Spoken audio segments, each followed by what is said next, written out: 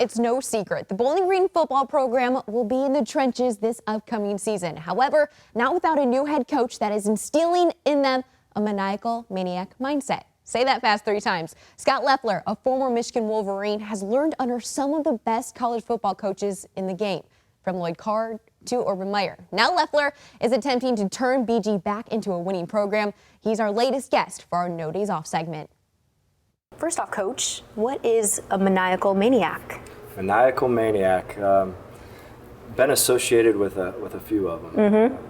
2 that come to my mind right off the get-go is Tommy Brady and Tim Tebow. Mm-hmm. And they're some of the best at what they do. And they were those guys that after practice they would go home and they knew that they missed that 5-yard out cut, and next thing you know, at 10:30 at night, you would peek out your window and you'd see them working on a rhythm 3 and change, working the throw to their non-dominant side. Mm-hmm.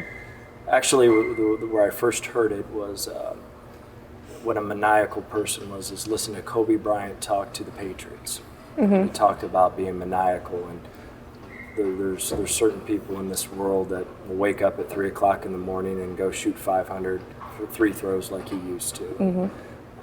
There's a reason that those people get to where they go. But the thing that you found with all of those guys, you can't be great in everything. So they do a great job of prioritizing who they want to be, what they want to be. And you look at Tim, you look at Tom, and I know there's others that I'm missing that I've crossed paths with. Charles, I'm sure, is that way. Woodson.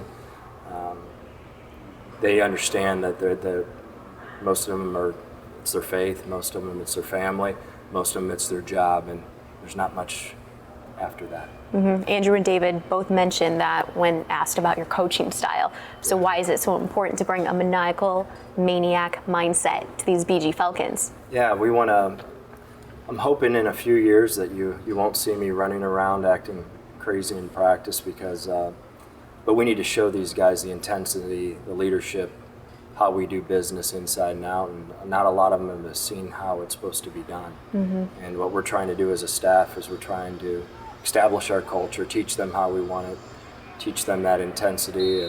When we cross those white lines, we're intense. Whenever we come across those, we're back to being good men, good fathers, good husbands, but it's different when you cross those lines, and we're just trying to teach these guys how we want to do business. Mm-hmm. Your face lights up when you talk about recruiting. Your voice changes. Yeah.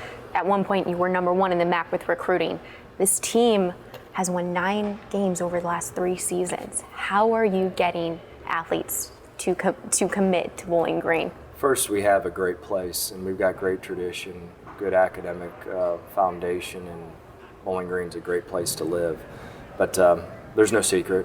I worked for, hands down, maybe arguably the most intense recruiter. He has a system, and Urban, being around Urban for 2 years really taught me how to do a lot of good things in recruiting. And then obviously spending the last 3 years with Coach Adazio, the formula was the same. And we do a great job with that, and we're going to continue to do a great job with that. And that's how you change your place really fast, is you bring in good people that are talented, that want to be there, and you evaluate really well. So there's no secret. It's Urban's plan, and we're implementing it here at Bowling Green.